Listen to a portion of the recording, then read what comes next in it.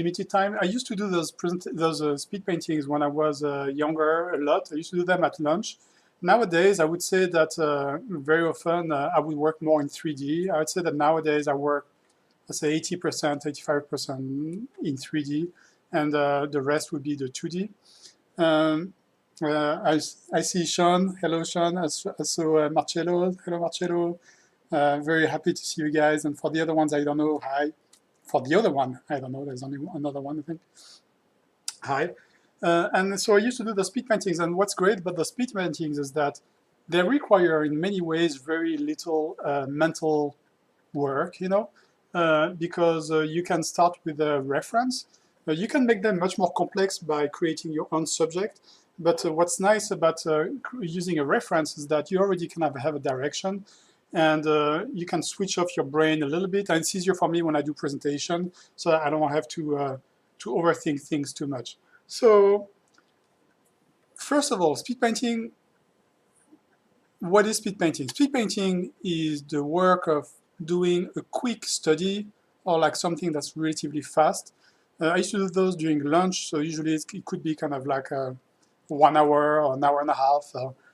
And the idea is to take the essence of what a photo is or what an image is. In concept art, very often we have to do things extremely fast, especially in the movie industry. We have to do things very fast, and what's very important is to be able to have a lot of, let's say, flexibility and a lot of, let's say, variation that can be done in a quick way so that you can easily modify something. And the idea is that, like a cat, you can land back on your feet. You know? Also, I want to say that you may hear my girls. They may come in and storm into the room.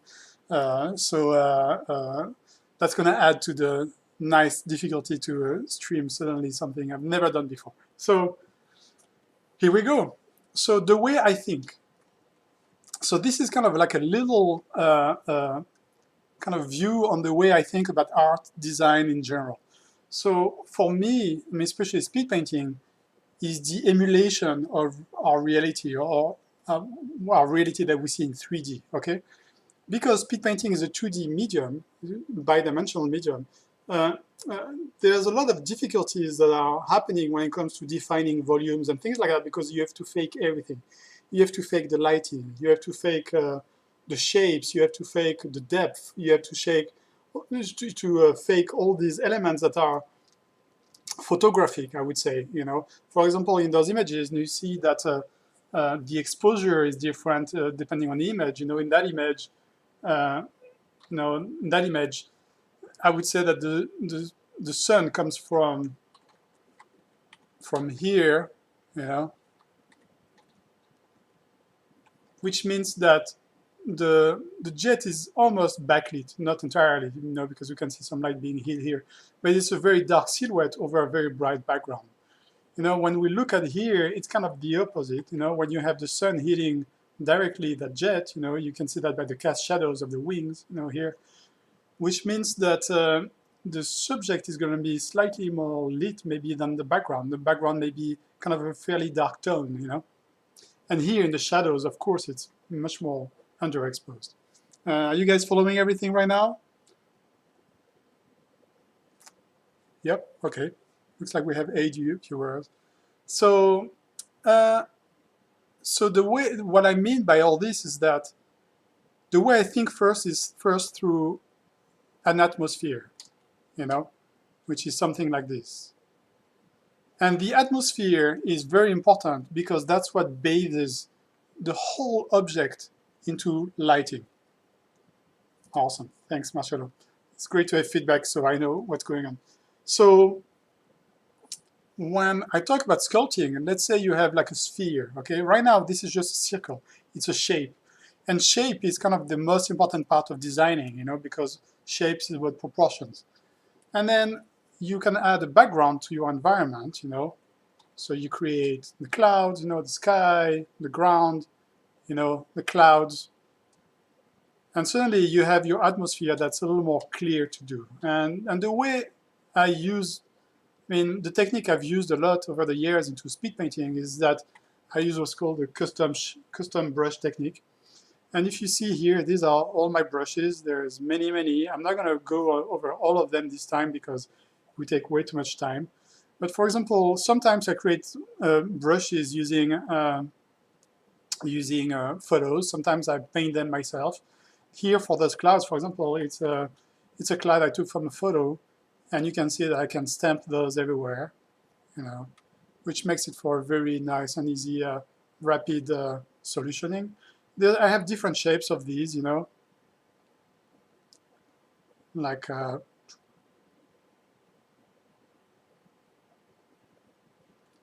this one, for example, which is massive. This one is nice because when you put it in the foreground of something, it has like a wispy effect, So that's always nice, And you can create those brushes. I mean, it's pretty easy to create those brushes. I'm not going to go into detail about this here because that's not the point of this presentation. But what I'm going to explain is what I mean by sculpting. And what I mean by sculpting is that from this environment, then you can select color, you can darken it, and create volume. So, and it's great because our environment has already given us all the lighting information that we need, Looking at the clouds, it seems that the sun is coming pretty vertically on it, We can get the sun a little warmer, we get closer to the sun, there's obviously more warmth, But also the other thing is that underneath, we have the ground. So given that shadow, that gray, whitish, probably dark gray object, is going to have a bounce light underneath, And to get even more bouncy, there's a part of the land that we don't see here that's affected by the atmosphere as much as the background, but even less than that. So it's going to have a more truthful color. And the ground, we're going to symbolize it by kind of a warmer tone, So when we have this, we can very easily see that we have a volume that's more readable, okay?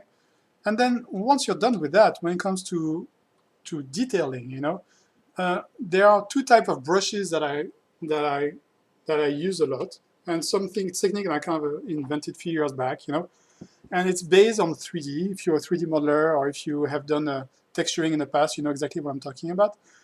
In 3D, there's something called ambient occlusion, And ambient occlusion is all these play that the shadow is doing inside the shadow, So let's say, for example, that I'm going to take a selection tool,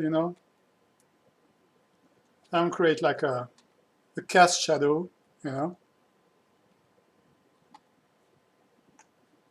Of course, this is a sphere, so it doesn't mean much because there's no wing or anything, But once I'll start working on a more complex object, you'll see what I mean.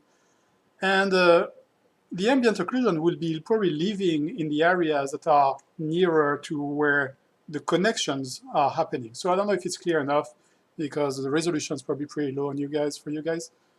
But this is kind of what I'm talking about, And to make it even stronger, I'm going to make like a shadow that's very affected by the ambient light, And then I'm going to exaggerate that ambient occlusion.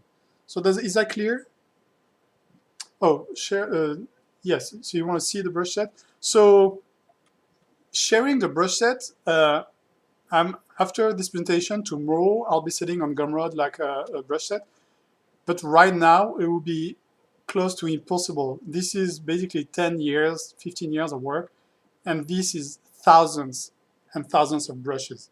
So we're talking about like multiple gig of just for that brush set. So what I'll do is I'll digest it in things that are easier to understand, and I'll share these over the next few days. And you can come back to my Gumroad. I'll share a link to the Gumroad at some point. It's called Pitch Dev Studios Gumroad, and I'll share some of these. So and what that means is that right now, we've just used like a cut line, But what happens if we do? I'm going to show you something, a simple shape, and you'll understand exactly what I mean. Okay, great. 720p works. Okay, it's not too bad. So this is what an ambient occlusion. So I did this using, this is just painted actually. But this is an ambient occlusion of what could be kind of some shapes, you know, some hull shapes, you know, where they have been dug into a hull, you know. And the other type of brushes, I call them highlights, you know, highlight brushes. And this is what I would call a highlight brush. So let's say we remove the type of lighting that I created, you know, now we're back to a square one, you know, to something that's flat shaded. And I'm going to use a highlight brush. So now you see what I mean is that that highlight brush is creating a faked volume that's positive. And everything in art is all led by positive and negative. What I mean by that is that when you're a sculptor, you either remove or you add volume. And this is exactly what this is about. Here, by adding a highlight, I'm creating the fakeness of a positive volume.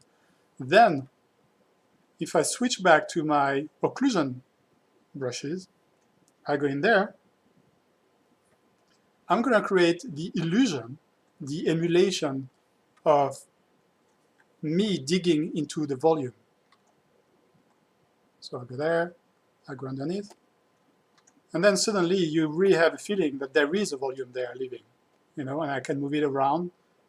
I have that image masked, you know, and I can pull it to the area that I'm interested in.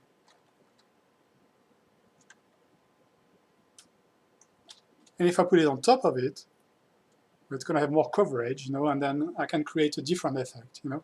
So that's kind of the overall idea of the technique I created. It's kind of a modified solution of what speed painting would be. And then once you're here, you know, it's really more about polishing. I'm going to save the file. It's really more about polishing, and then you can create stronger highlights, you know, and you can create kind of stronger shades, you know, and that would, of course, kind of explain what your vehicle is made of, you know, whether it's a dark matter or whether it's not, you know. And then from there, you can add more textual elements, you know. So it's really like rebuilding a shader in 2D. And here, if you do this, you know, you can create some texturing feel, you know, like maybe some damage, you know, around some of the edges. I don't know if you noticed, but I also try, when I worked with the object, in that image, there's actually very little pure white. You know, the only thing that we could say is pure white, which is a mistake on my part, actually, is maybe those clouds, you know. So to go against that, what I could do is re-expose my whole image by adding a multiply layer, you know, and lowering it. And now I have an image that's more exposed towards the vehicle itself. And then from there, what I can do is add even more highlight, you know, so that I change the reflective value of that object. And for that, you can go into an overlay mode, you know. Is there a question? Exactly, yeah, it really, I mean, Sean says that it's really a good method because the brushes are separated. That's exactly right, because, you know, when I work on a project, I don't have time to paint everything, you know, because the schedules that are being applied to us as concept artists are always completely insane, you know. So what I do is that I create a bank of brushes based on the type of projects I work on, you know, and with that bank of brushes, I'm able to really speed up my workflow in tremendous ways, you know. And then you can add highlights, you know, for the specular and the Fresnel effect, you know. And here you go, when you're here, I mean, that's exactly basically how I did that jet, you know.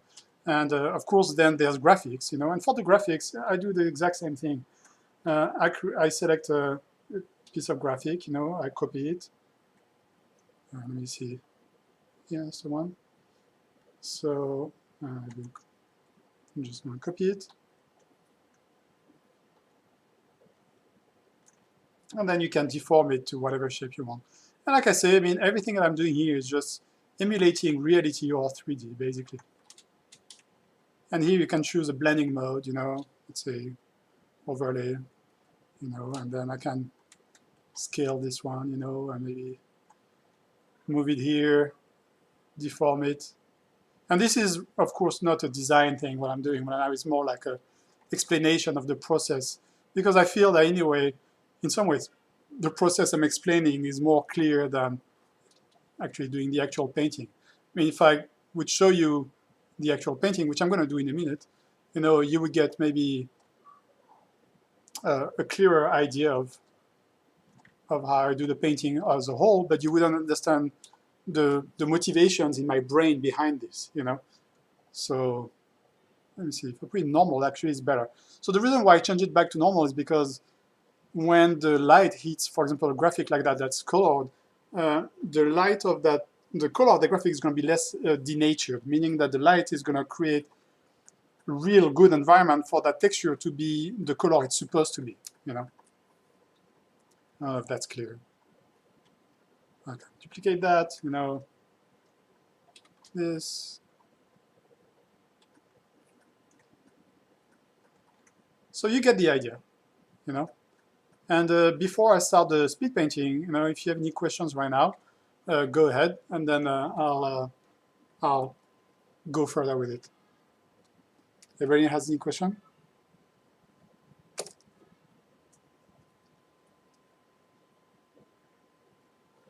It's a good excuse for me to drink something.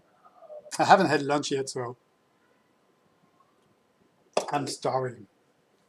I just came out of a meeting, which is why I was so late. So, okay, so it seems that everybody's clear. I don't see any questions. So what I'm going to do, I'm going to jump on and go more into the silhouette and design. Silhouette and design, to me, is everything. When it comes to illustration, I feel it's very dangerous to lock yourself to illustration, because illustration is just a mean to an end. Illustration is just a way for you to sell a design. So for me, design is more important, because with design, you can actually sell an idea. So, and design very often is based on silhouette and shapes. Proportions, like I said earlier on, is everything. So let's say you have a box, okay? I'm going to switch off everything else to be more clear. Design is about the relationship between that box and everything else.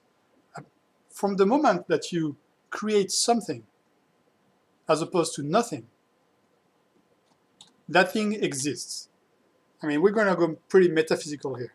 But when you're saying something, that thing exists, is that that thing now exists in relationship to everything else around it. So if I switch it off, what we're going to see is that there's nothing, then there's something. But then this lives now in relationship to the whole white background that's outside it. So if I duplicate now that thing, those two things now are in relationship to each other, which means that they all affect visually what we assume one shape to the other. And let's say if I change that size now, well, one would say that one is bigger than the other, But one is bigger to the other is all relative. It's not objective, it's subjective. It's compared to what? This is massive compared to this, And these are considered different because they have different proportions. And the variation in proportion makes something elegant. And you've all heard about the rule of third and things like that, which I think are important, I mean, rule of third being like the screen split in multiple shapes, And then you should be composing things in there because it's more comfortable. Honestly, to me, it's more comfortable because we're away from the corner and we're not in the center. Here we're away from the corner and we're not in the center. So it's just a little less expected ocean. And it's the same thing with design. With design, let's say you have those objects, and even the way I align them, or not align them, has effect on the design itself, and the relationship between all these objects and different sizes, things like that, create sensitive design that is pleasing to the eye, which is very objective as well. But in order to do that, I personally believe that planned design is dangerous. I believe that accidental design is the way to awesomeness, you know? And the reason why I say that is because when, yeah, uh, when we have a shape, you know, all those elements, when we're looking at them, are happening unconsciously in a very rapid way, and we read those things in a very rapid way. So I've shown you that I had brushes for highlights, brushes for occlusion maps. I also have brushes that I call mask brushes, you know, and those mask brushes are actually silhouettes that are predisposed to give me a sense of interesting design. And for here, just to the sake of this presentation, what I did is that I took the silhouette of a jet and I turned it into a brush. I'm not going to go into detail on how to create brushes because it's a whole different ball game, and I could spend just 2 days on that. So, but that shape has some variation, you know. It has roundness, it has a size jitter, it has a flip Y jitter and things like that. So that creates accident. So basically things that I'm not expecting. So, and that's exactly what I want. I don't want shapes that I'm expecting. So, for example, I'm going to do that shape. Then I'm going to take another jet shape, famous jets, you know, and I'm going to create another volume, you know, and I use Control Z until I find the shape that I'm pleased with, you know. And if I don't find the shape that I'm pleased with, I'm just going to keep going until I find something I'm happy with, you know. So sometimes, I mean, this is the most fun part of this whole process, the fact that I have time, you know. I'm not in a hurry, even though it's a speed painting.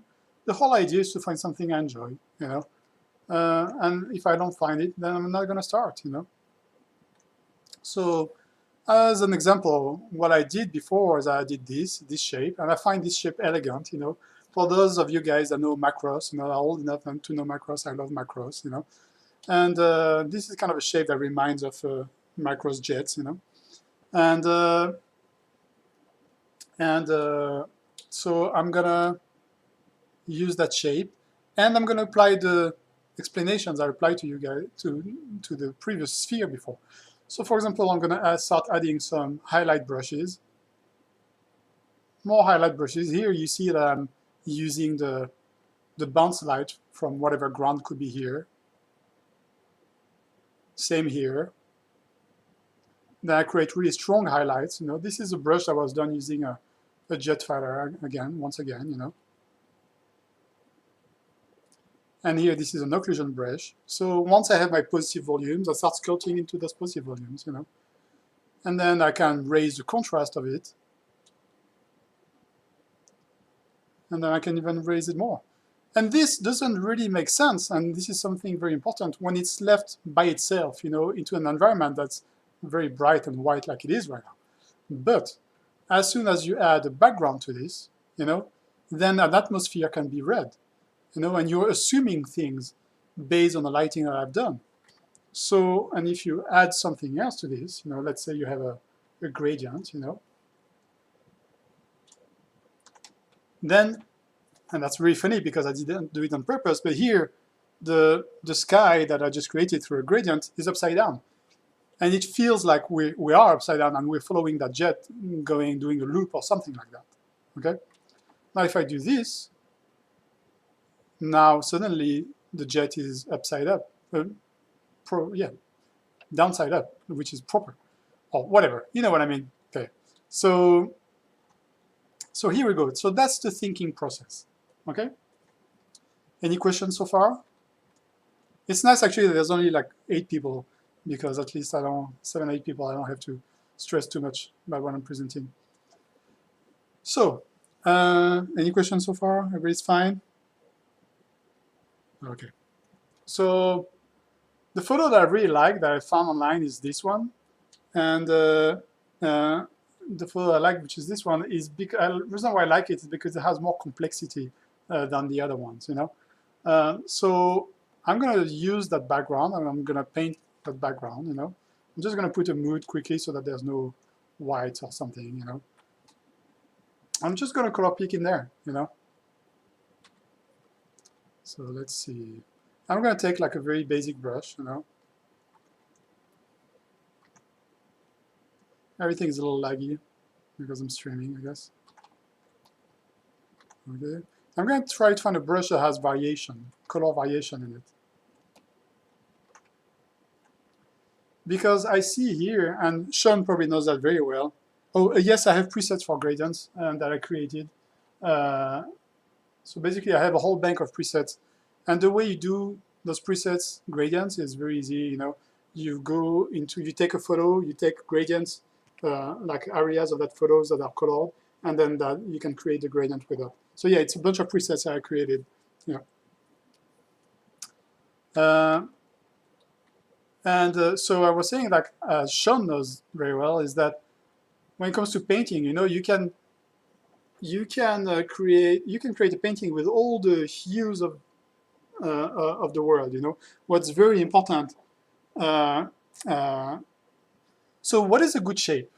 So that's a very, very interesting question. A good shape is so two questions. A good shape is very, very subjective. A good shape is something that reflects proportions that seems to suit with you. And the way it works is that we all bathe in images all day long. You know, we see jet images. We see, if you like me, you know, you're a geek. You know, you like spaceships and stuff like that. You know, what's good about that is that you see, when you eat a lot of that information, it kind of becomes unconscious. You know, and you become used to something that pleases your eye. You know, we all have our likes and dislikes, and these are all based on things that we have lived in an unconscious manner. You know. And this feeds every person differently on what it is that we find pleasing to the eye and we don't find pleasing to the eye. So for me, a good shape is very intuitive. It's whatever makes me happy. You know, I will lay out a shape, and if the shape makes me happy, then I decide it's a good design. And once again, it's very objective. Now, I'm sure there's some people that hate my design, some people that may like my design, some people that feel in between. And honestly, you have to go with your guts. And really, the worst thing that can happen is to try to think, well, what are gonna people think about my design? You know, and especially when you're beginning, I think your hand to eye coordination is not built enough, and you're gonna make a lot of mistakes. And as you go and practice your designs are gonna get better and better. So I would say that it's whatever makes you happy is a good design. You know, it's very subjective, but I think that's really true. Then after that, when it comes to the question of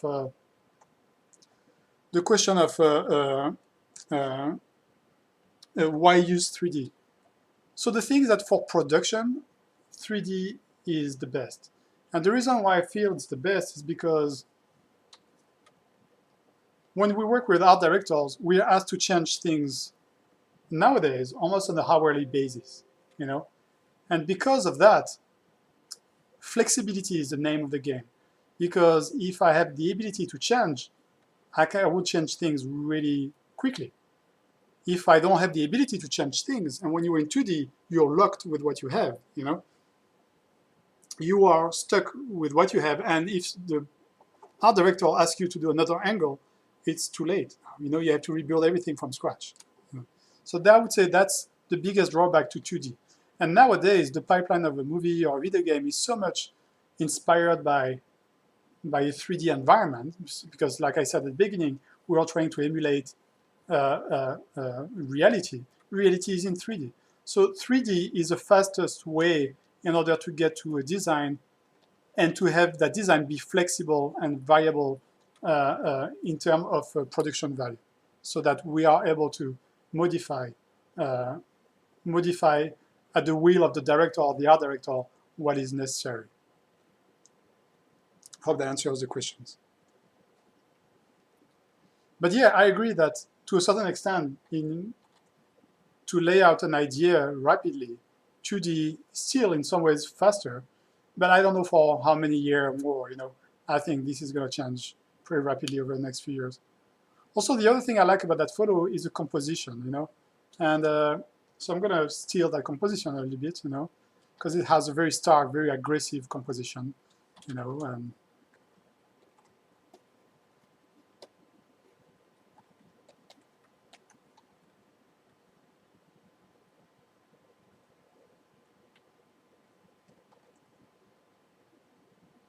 When I paint, I don't talk as much. But, okay, and then in the background, we have something that's much more pale and in values that's more quiet. Yeah, totally agree, Sean. Exactly agree with what you say, Sean. It's very relative. And now to find like a universal design that's pleasing is kind of hard, you know, because you really have to evaluate that. And once again, it's very relative. And to find something that's universal, I think you have to go down universal roads, you know. And in some ways, it is kind of what I'm doing here, you know. So what I'm doing now is that I'm just creating noise patterns in the background the same way I read them here. And what I mean by that is that I'm simplifying what I'm seeing here and translated it through the blender that my brain is. My brain is kind of like everybody's brain. It's like a blender of ideas, you know. And what I'm reading here is what I'm trying to sell here, you know. And I'm creating using those tones, you know. But if you look closely, you know, every single one of those brushstrokes has a different color set thanks to color dynamics, you know. And that makes a big difference, actually. Here, I'm going to use more of the bright, you know, and create some of that noise pattern so that we have the feeling that there's more complex things happening in the background. And here what I'm playing is with various edges and various sharpness and blurriness and things like that, which is something we'll talk about, you know, later, which is when it comes to emulating the look of reality, you know, it's really about photographic settings, you know, exposure, lens choice, all that stuff, which is like another whole ballgame to talk about. You know, that'd be a really long discussion, you know.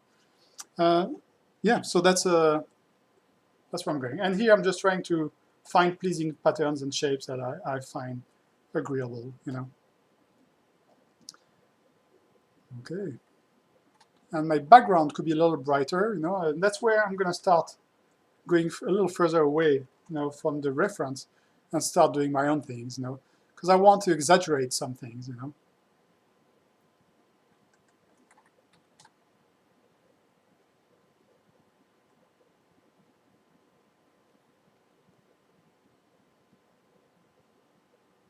Gonna add more contrast to this, you know. Okay, and then from there, I'm gonna add another layer of brightness so that I can focus a little more on the silhouette of my vehicle before I integrate it to that world. So I'm gonna use the silhouette that I've done here because actually I'm gonna try something and see what happens. Hopefully it won't be a big failure. And let's see if I can create some interesting shapes.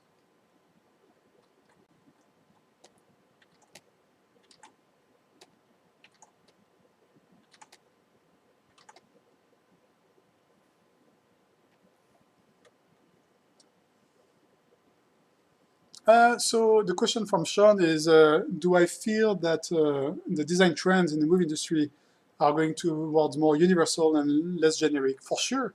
I think it's a tough balance for art directors, no? Because you want to find something that's not going to shock too much the viewer, but at the same time, that's going to be able to excite people. So it has to be original, but not too original. Because if you do something too original, people start complaining. They're like, oh, it's too original, I don't like it, you know. You know how people can be very judgmental, especially nowadays, you know. So it's about finding something that would be universal, but at the same time, shocking enough that people will enjoy it. And here what I'm doing is I'm exaggerating the perspective because I want it to feel like there is some depth, you know. Also, I know that I created a wing shape. I don't know if it's there. Oh, it's right here. There we go. And here we go. I have something that I find somewhat interesting.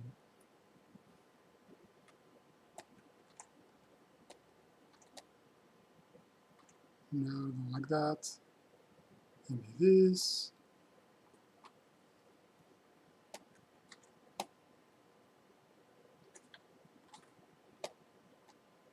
Okay, that's interesting.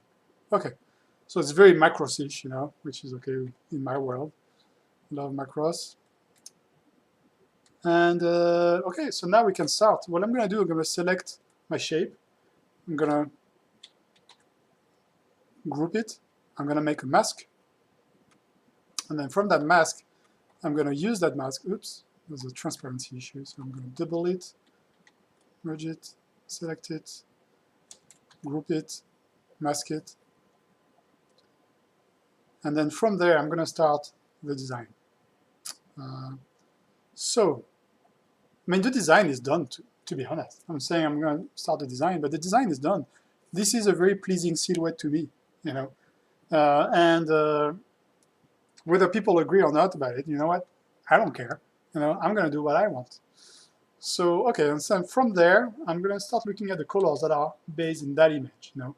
And it's nice to zoom in because now you see that, okay, there's some motion blur happening in that image. You know, the motion blur being when we look at the object and the background passes very fast because this is a long lens photo. So there's a lot of, I mean, everything is very flat. But at the same time, there's a lot of variation between the object and what's behind it. So sorry for the bird, just had my favorite ginger drink. So I'm gonna color pick in there. I'm gonna use one of my highlight brushes. Where are my highlight brushes? Here we go. And I'm gonna take a highlight brush that comes from a 3D model I made, and that should be working fine. So now I have my mask, and the great thing is that I pick the color, do this, okay, perspective is wrong, so I'm gonna flip it. There you go.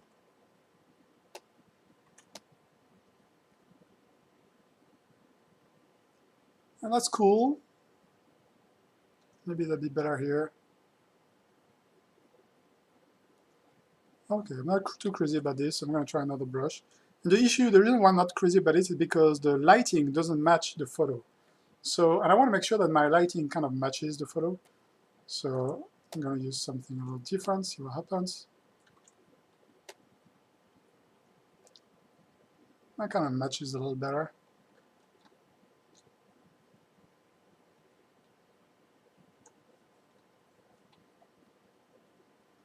I'm going to use the warp tool to shape it to the shape I want.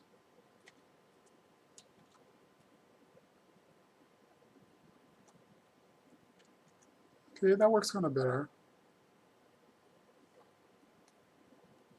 But I'm still not crazy, so let's see what I can do. And this is the process that I go through. You know, I go through a process of trial and error until I find something that pleases my eye. You know, and like I say, it's very very subjective. You know, but it is what it is. Let me try this. Okay, that works better. Flip it. It has a nice volume to it. Yeah, that's cool. I'm going to start working on the inside as well. I just need some color variations in the inside so that there's that bluish tone, you know, that it's going to feel a lot like it's bathing that silvery jet into a blue light coming from the sky. And here for this, I'm just using an airbrush, as you can see, you know. I try not to use something that's too bright yet, because I want to make sure that I don't lose the silhouette, because the silhouette is driving my design. And I want to make sure that I don't kill my silhouette.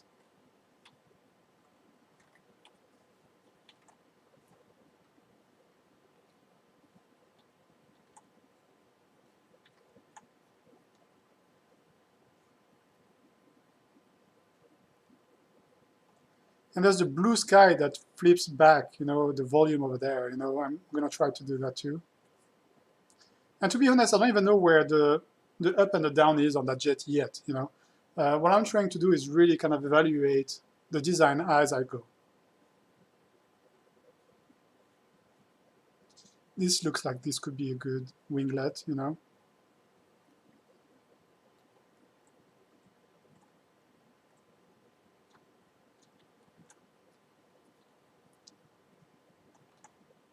And here I'm using like a very pure white because I'm trying to read the volume more and more, just to help me. I don't know if I'll keep it, it just helps me to read the overall shape of the vehicle.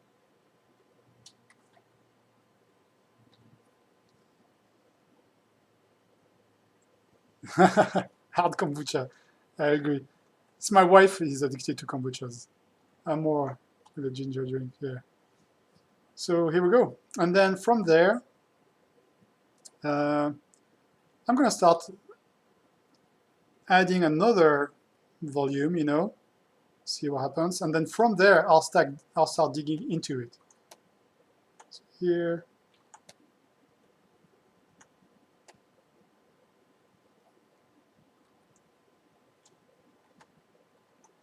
What I did, I just duplicated that shape so it gets brighter. I'm lining it up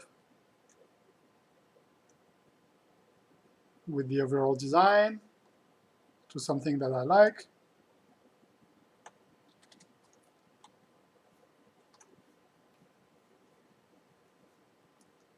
Okay, I'll take that color. I'm going to take another wing shape that I had. That's the one. Oh, here we go. Move this one here.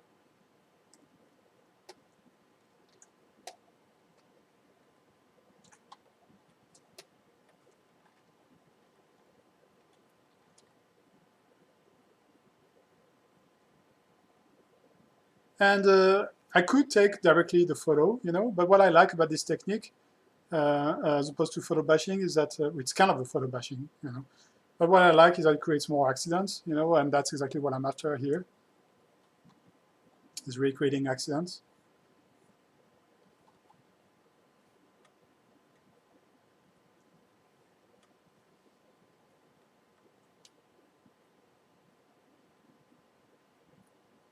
Okay.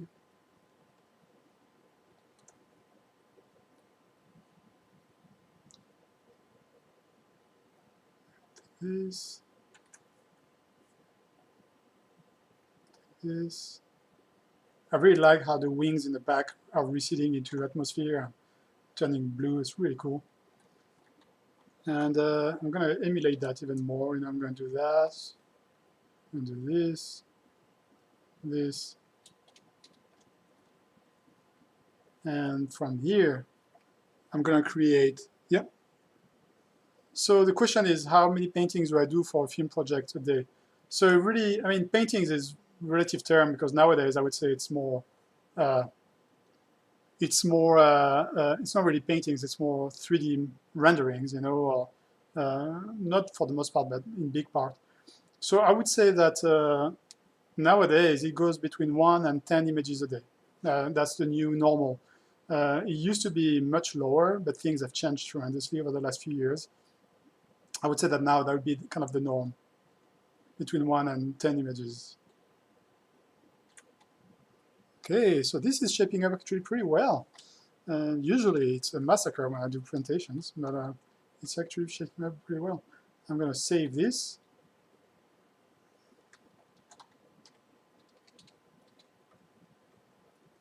Okay. And I'm going to start digging into it. So that was fun, but it doesn't feel yet right, okay? And the reason why it doesn't feel right is because we only added positive shapes. So we're going to add some negative shapes and hopefully have tons of fun with this.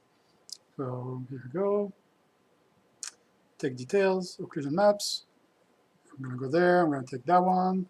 Let's take something super aggressive and super over the top, because why not?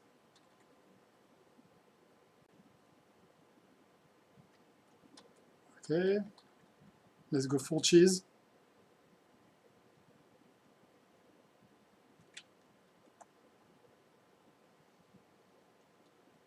Where am I going to put it? I have no clue. Okay, that's pretty good here. Okay.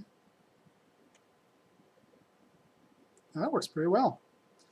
Okay, I'm going to add some highlights. And I keep those shades separate from the highlights so that I can always go back underneath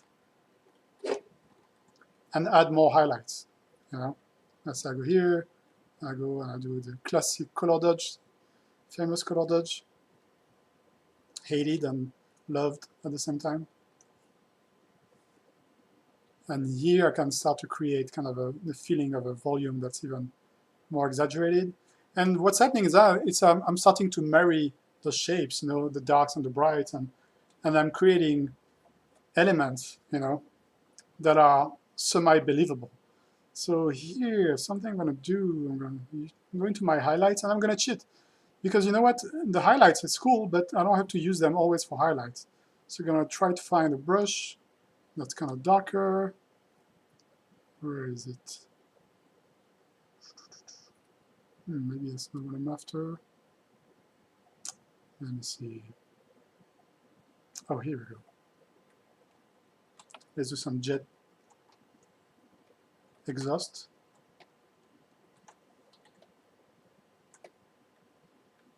It looks like Mickey Mouse.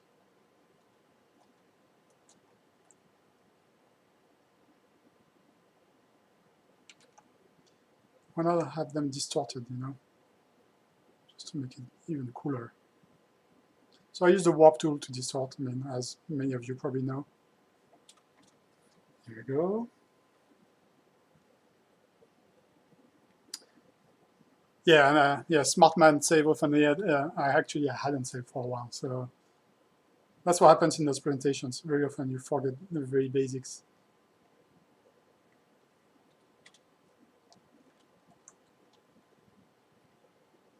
Come back up. Let's see what that looks like.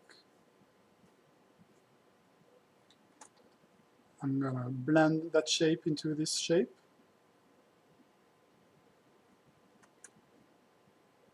See if that works. It kind of works. Cool. I'm gonna flip this. See what it looks like from the other side.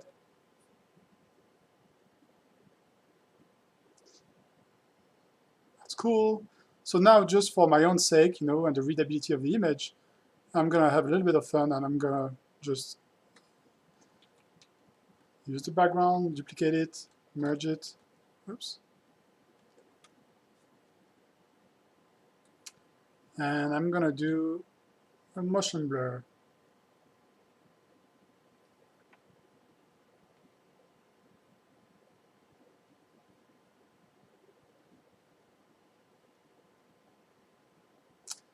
And like that, right away, you start to have really a feeling of photography that's going on right now. Okay, I'm gonna flip this image. Okay, save this. I'm gonna try to add more occlusion details as well. But as you see, I mean, the image is kind of coming together. And here, for example, I'm going to create a cast shadow. And the great thing is that that photo has so much information. You know, it's like you being a detective. You know, I love detective TV series, by the way. If you're a detective, you're going to try and find who killed who. You know, and hi, Storytech. And I'm going to try here to evaluate everything that I'm seeing and try to evaluate it and see what it means exactly. So here, those cast shadows are very sharp, meaning that the sun is very bright. There's not that much atmosphere. It's probably a dry environment, probably the desert or something like that, you know. So the light is not diffused very much. Also, what I really like about that photo is like the dirt on the jet. I mean, that dirt on the jet is really cool. So I'm going to try to emulate it, you know. And of course, I have brushes for everything, and I have brushes for texture. And one of the brushes I use the most, I would say, is the dirt texture. Is very useful for everything, you know. And let me do this. And, put as multiply. I have other dirt textures. I'm going to use that one maybe. I'm going to smudge it a little bit so it's not too sharp. So Marcello tends to like the look of 2D over 3D. Less solid, more ethereal. It's true. But 3D, sadly, I mean, has so many advantages, like you say, you know. And I think, you know, in many ways, it's 3D is going to get there. You know, it's going to take more time, maybe. But 3D will get there at some point, you know.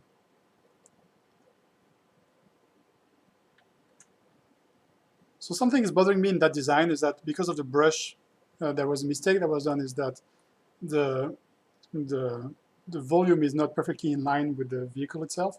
So I'm going to fix that. I'm just going to fix the group itself. So the mask.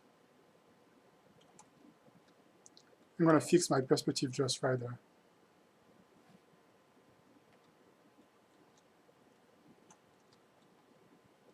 And even there, you know, what could be fun is to add maybe some little antenna thingy, you know.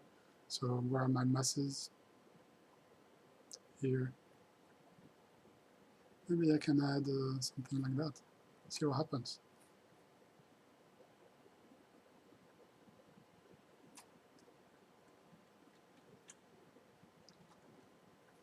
And you see, I just changed the mask. I didn't change anything else, you know. If I do this, you know, what happens if I keep changing the mask, you know?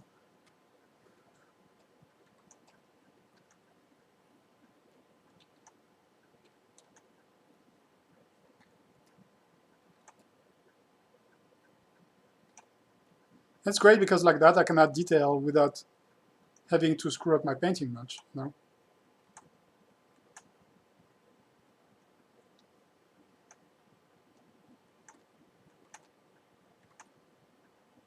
There was a hole in the mask here that was bothering me, so I'm just fixing that.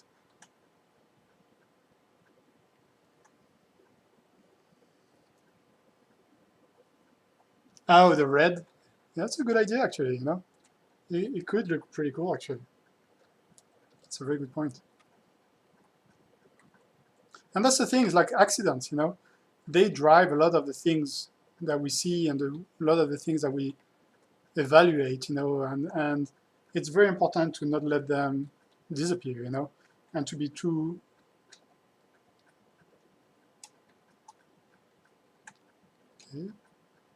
limited by what we usually do, you know, by what we expected to do.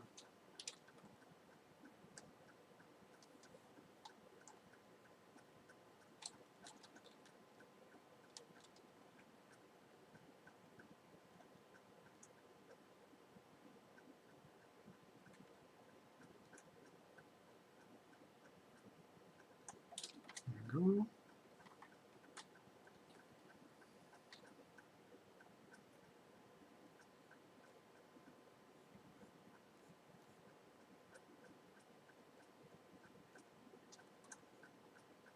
There's a detail that I really like here, which is those jets, you know, being very mechanical and oily and things like that. So that's something I can try to do. And for that, I'll go in the darks.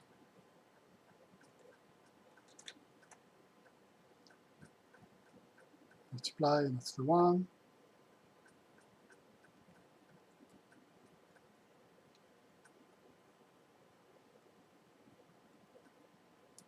And the great thing about this is that, you know, what's cool is that there is like different highlights, different quality of highlights, you know. And you can do the exact same thing with your brushes, you know. If I go in my brushes, in my highlight brushes, where are they? They're here. I have brushes with different specularity. You know, specularity is the level of brightness that something may have, you know. And if I go here, you know, that's a very specular brush that I'm going to use. It's too specular, actually. Use this. Too specular. That one's pretty good.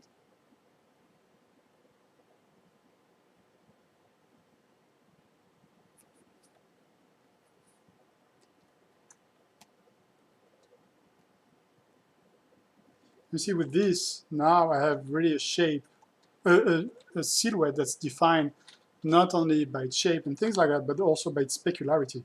And specularity is design as well. You know, it is an element of design, and it's all.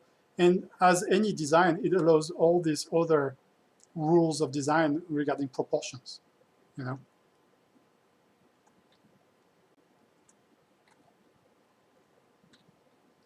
And what's great about the reference is that if you look at the reference, it also has a reflection in the wing of that, you know, which I think is so cool. I don't know why it's so cool. I just like it, you know. I just find it very interesting. There's something very relaxing about trying to elucidate the realities of light, you know.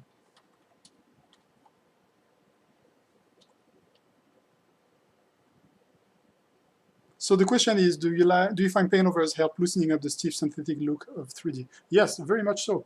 Also depending on the time constraint, you know, I tend to sometimes leave the 2D to something that allows me to go faster, you know. So if there is something that doesn't deserve to be done in 3D, I just do it in 2D, you know. Whatever tool works best, you know. But yeah, 2D very often has the way of helping with the the stiffness of 3D, definitely. And see here, I'm once again faking ambient occlusion using my airbrush, you know.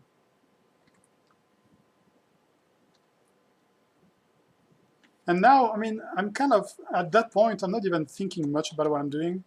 I just feel like I move along the jet, you know, and I simplify things and I adjust them. I try to think more about design, you know. Would there be a cast shadow? It doesn't really make sense, but here to have a cast shadow. But so I'm gonna have to soften it a little bit. But basically, what I'm trying to do here is like what it is like to be in my brain when I'm trying to design something like that, you know. Hopefully that is somewhat helpful to you guys.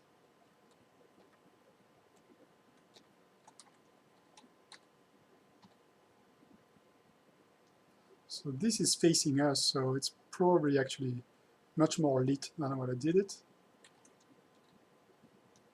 It's more something like that.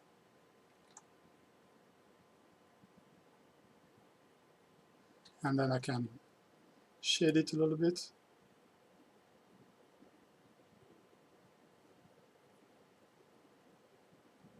I'm using this.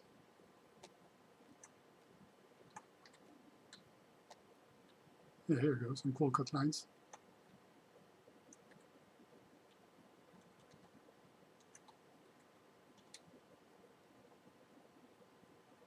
And then once you're there, you know, you can most definitely customize everything, you know. And you notice that now I zoomed in closer into the image because I'm thinking more about details. But I wouldn't go into those details if I hadn't been happy with the rest of the image to start with.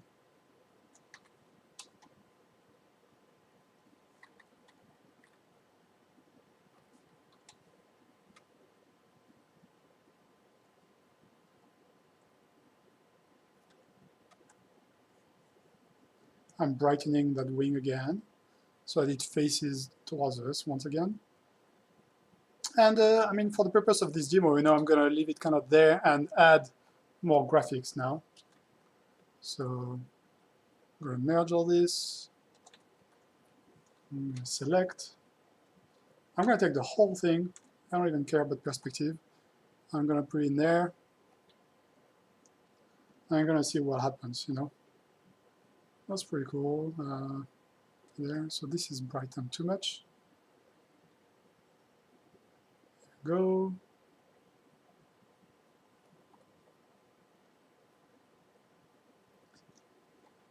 Duplicate this. Oops. See if I can find something else that's interesting in there. It's pretty cool.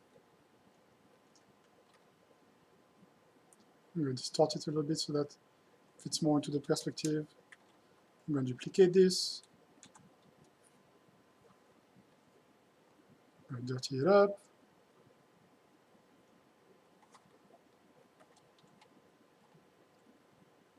And that's kind of the idea, you know. And from then on, it's really more about polishing, you know. So if you have any questions, you know, you're more than welcome to ask.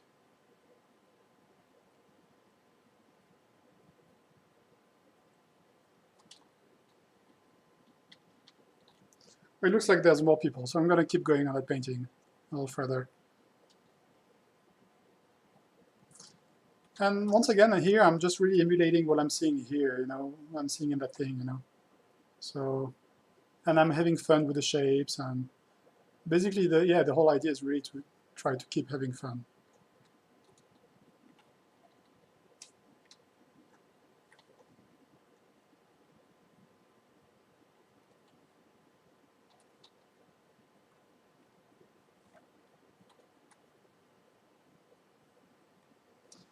So it's true, there is some lens effects that are applied to that jet, and I can do that, but I would really keep that towards the end, because it may, I mean, I want to be able to go back and forth for now, but like the last compositing pieces, no, adding depth of field and things like that, things that I tend to keep for the end, because of the danger associated with them. When you're doing that, you are basically flattening the layers, you know.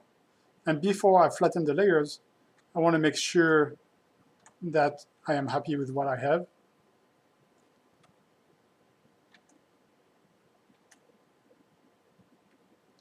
Okay, so now I have this, and this. Oops.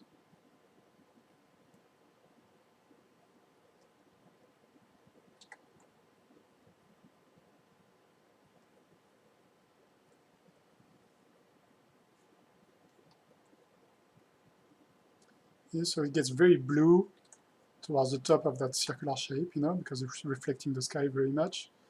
I'm kind of faking it a little bit more to add more drama, you know, to be honest, but it's cool drama.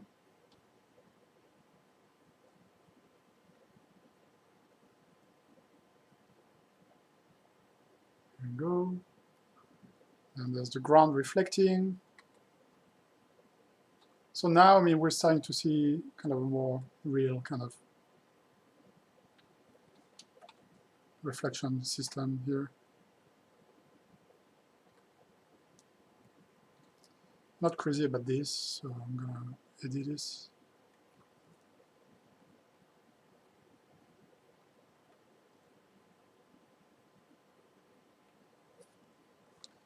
From there.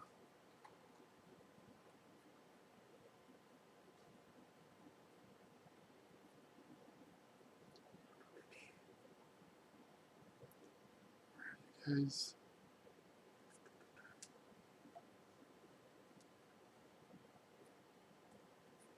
I'm gonna use that highlight brush. So once again, I mean, I'm go back through the whole process, but the whole process is atmosphere, highlight, occlusions, and then details, you know.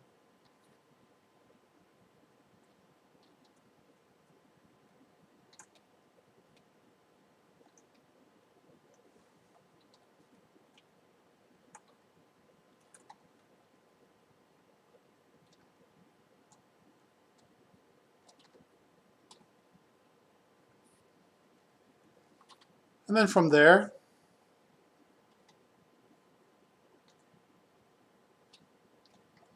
you can add stuff like jets. So advice to self-taught beginners. I would say that the self-taught beginner, I'd say that nowadays, you know, there's really a huge mass of talent, you know, that happens when it comes to classes and stuff like that you can find. I mean, I highly recommend John Park, you know, classes are amazing. I love John Park, a really good friend of mine too. But I would say that the best advice is like, you know, and Marcello who's here knows that about me. I love sailing, you know, windsurfing, and I mean, windsurfing is really freaking tough sport. But the only way to get better at windsurfing is to just do it, you know. And a lot of time, you know, very often, like young students are a little worried and afraid and things like that. But the thing is that the only way you can kill that is by doing things. And the more you do it, the better you'll get, especially if you're smart as you do the things.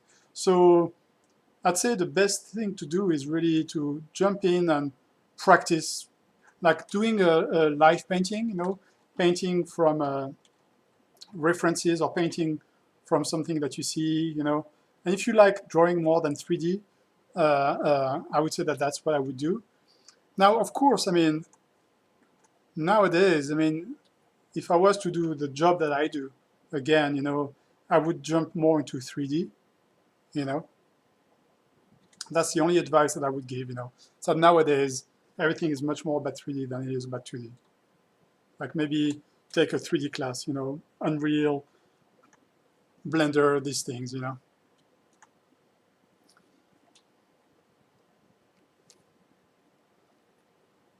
So now that we're here, this one is a little too much maybe. Yep. So now that we're here, let's see. That's interesting. Okay. What we're gonna do is add really the detail stuff, you know. So type of details is like some vignetting.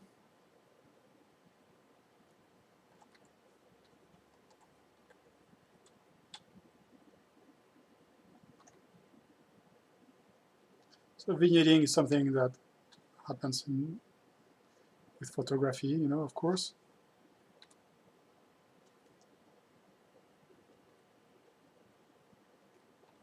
I feel that compositionally something's missing underneath, you know.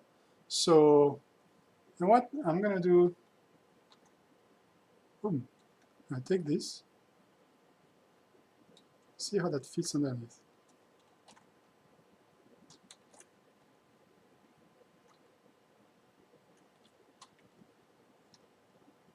And in some ways, it's funny to do this because I can see if my painting kind of matches the lighting of the photo, which it does, you know.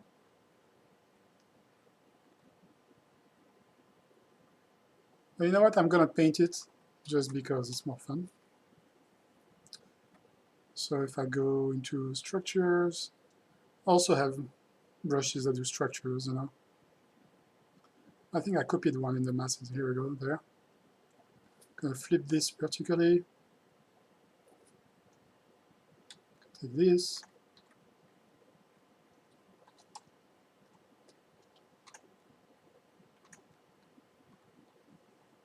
That works pretty well. Just so that it's a little more than what's in there in that photo. Just so that it's a little more exciting. Maybe I'm gonna take this so that it's not what you would expect.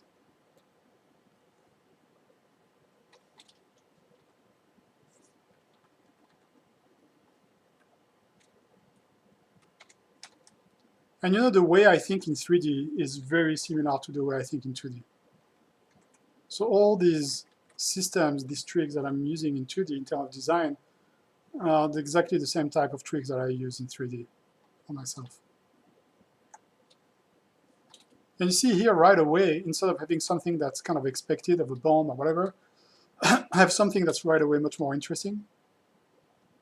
I'm not sure where it is now. Some kind of balancing radar-ish thingy bob. I'm gonna mask it, I'm gonna group it, boom, boom, boom. I'm gonna steal from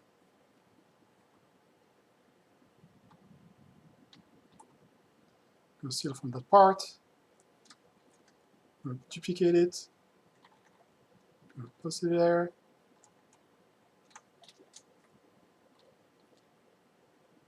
Use this.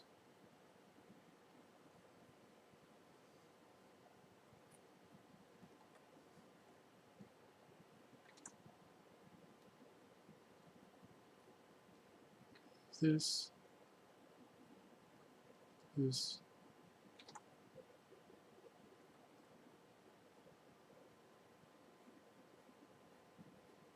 And see, I'm just replicating exactly the system that I told you about when it comes to those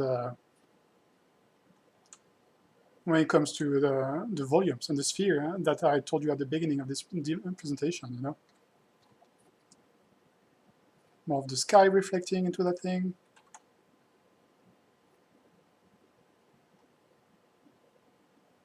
Some shadowing. I don't know if this would cast a shadow there or not. You know, not sure. Yeah, it's not real. It wouldn't cast a shadow, but for some reason it feels real. So I'm just gonna do it. Sometimes I do things and I even though they may not be real, I don't care. You know, if it pleases my eye, I just do it. You know? I'm not a robot. You know, I know illustrators that are really much more mechanical and truthful into what they do. You know, but I'm less robotic, I guess. I'm not saying that in a negative way. You know.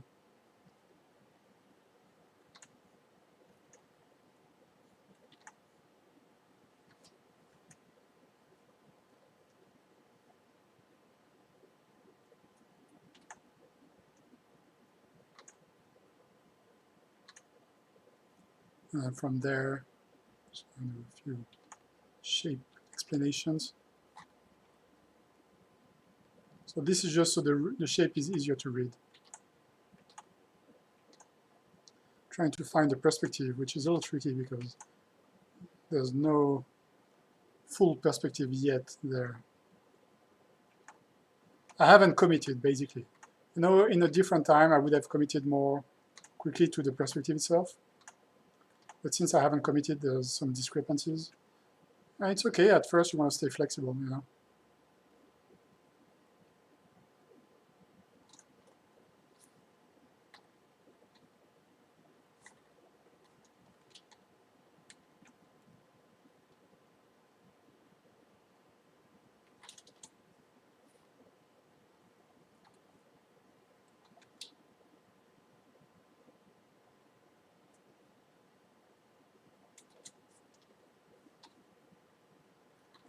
And here you go. It's kind of a hard to read volume, but if I had more time, I would define it further and further, basically.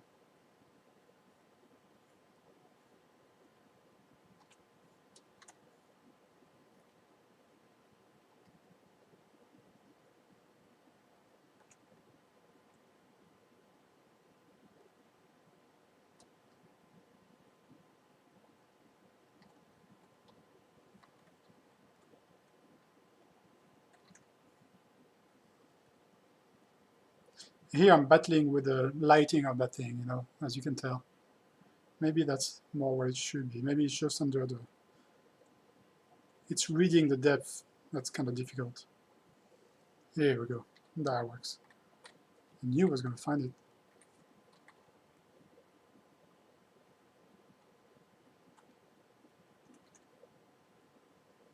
Here we go.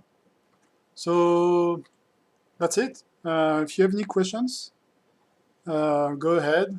See, there's now like 8 people, so it's kind of winding down. If you have any questions, go ahead. And other than that, I mean, I'll be doing another presentation. I'll be doing a big presentation tomorrow with Kitbash 3D on their Twitch. So I would highly recommend looking at it because it's going to be pretty exciting. It's going to be about directing a CG short film.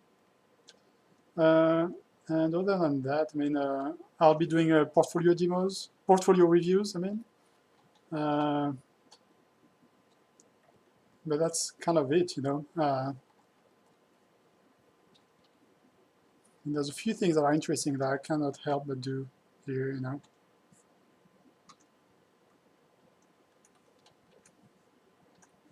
Because it has to be done.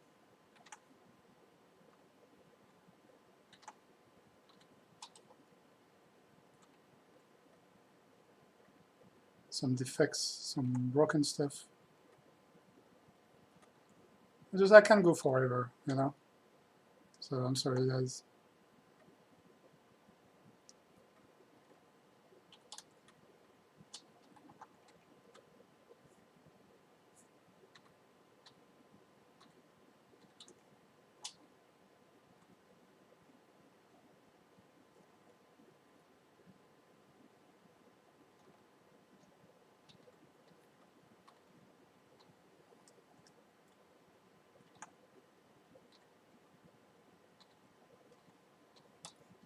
One thing that's missing really is kind of like the idea of a cockpit or something. I mean, it could be a drone, I guess. Nowadays, cockpits are so old school. But, so we could fake some kind of cockpit, you know.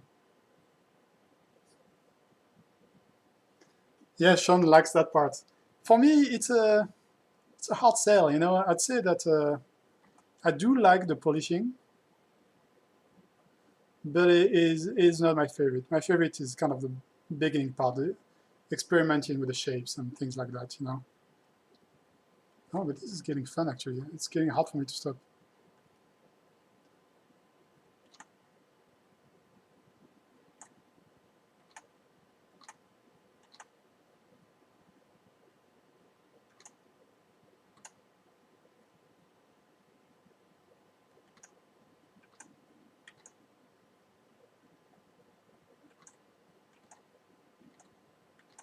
Because when you start zooming into those areas, the details are so beautiful that you really want to give it all, you know.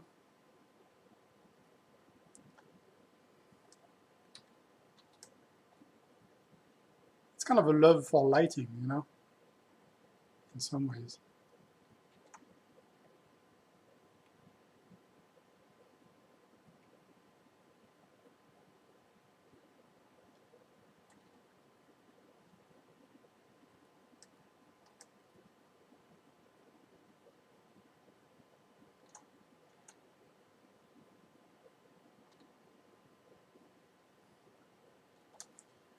Yeah, it's taking good shape. I mean, what I like here is that winglet here. I really like it.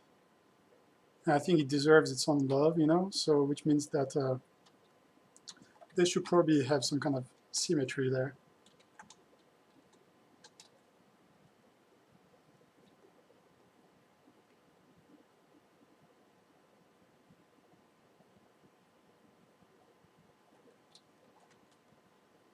There you go.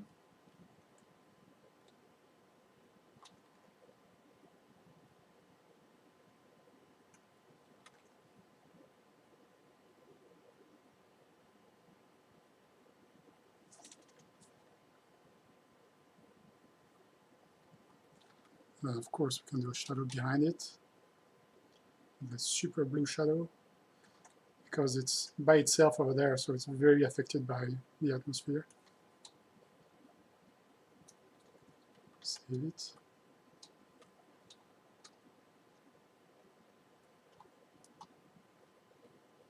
And the idea that they should be like another one of those on the other side, you know.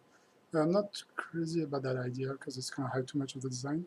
So maybe what I'm going to do is just boom, boom. I'm going to minimize this design by cutting into the alpha mask.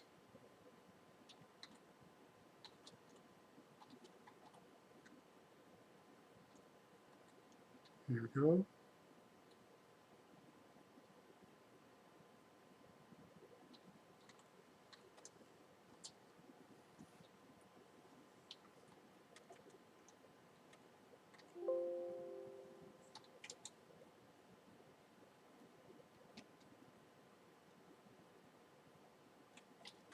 Go.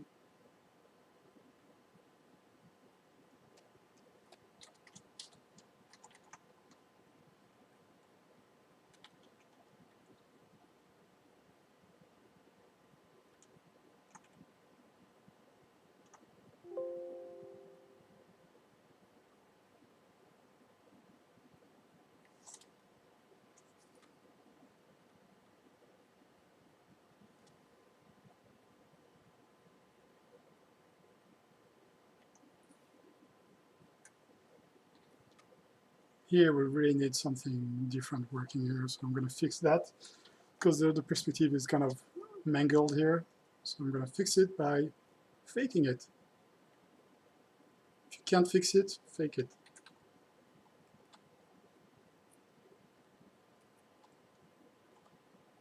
I'm lying. Here you go. Boom. It's not really answering what kind of shape this actually is, but you know what? I don't care. It's my design.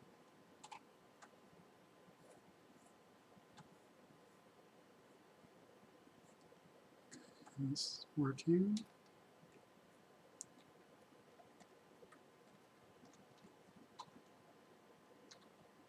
Okay.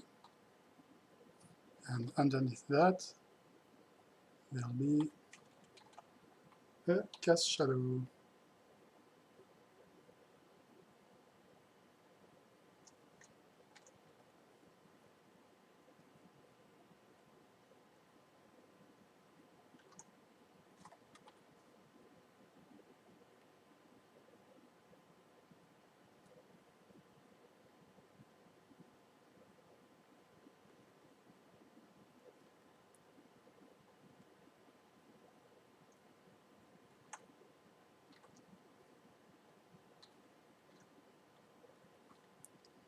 Wing.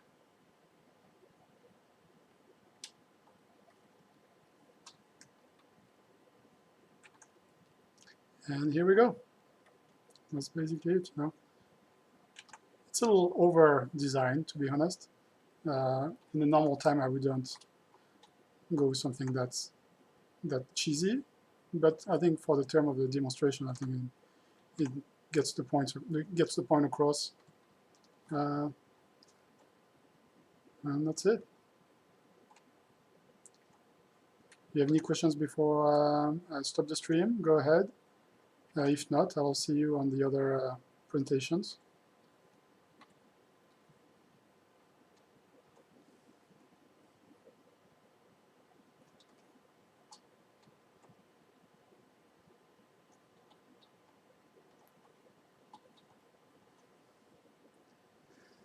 I do use Mixer Brush from time to time, but there are two issues that they tend to be slower. So when streaming, it's kind of hard. But yeah, I do use them from time to time or regularly.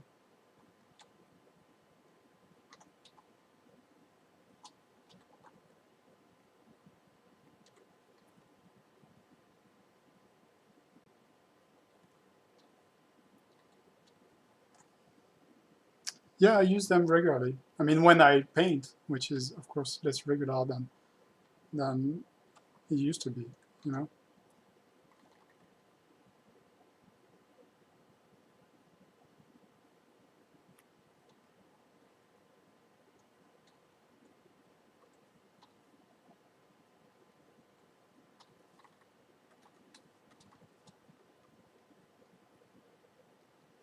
And here you go. I hope that wasn't too boring. And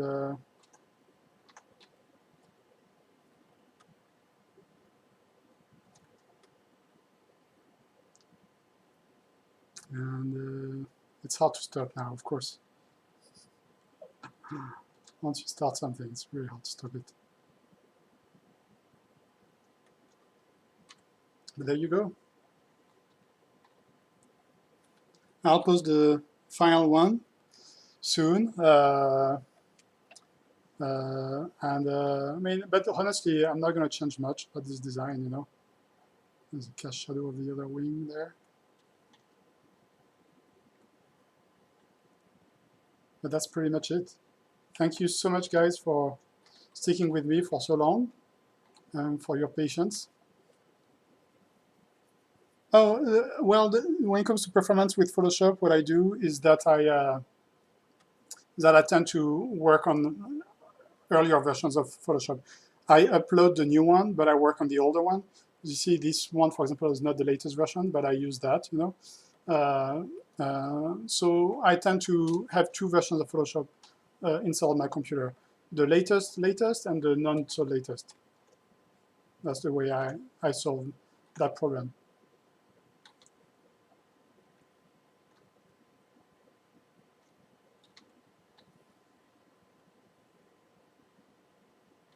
Here you go. Yeah, it's hard to stop, like Sean said. I'm in the groove now. All right, guys, thanks so much for passing by. I hope you had some kind of a learning time, you know. I will leave probably that stream on YouTube, so if you want to advertise it, please do. And then I'll post the final image somewhere. You know, I'll keep you guys posted. Thanks a lot, guys. See you, and hope to talk to you soon, guys.